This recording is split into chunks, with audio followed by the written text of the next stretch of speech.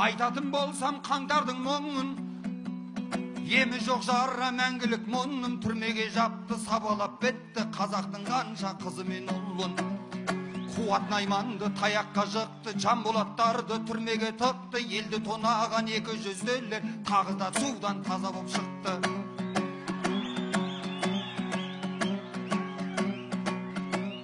Тоқайып бәрін оғамын деді, жаңа Қазақстан құрамын деді.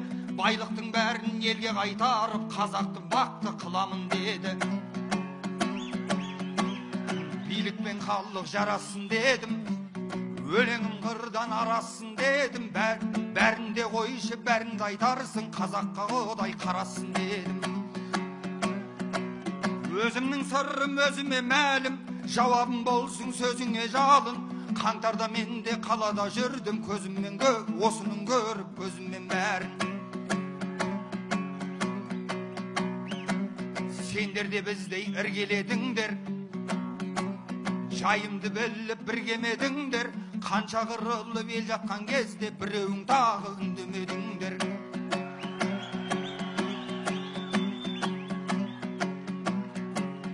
Осылай сөйлеп ақыным ізгі, таңғалсын сөздің татымы бізді.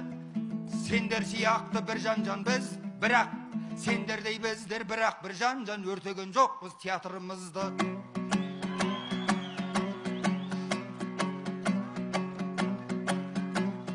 Көңілді жөнбе қайтару болса, жарасар сөзде қайтарым болса, мақсатың бізді тойтару болса, қаңтардың жайын саған берейін, шамаң жетсе егер айтарың болса.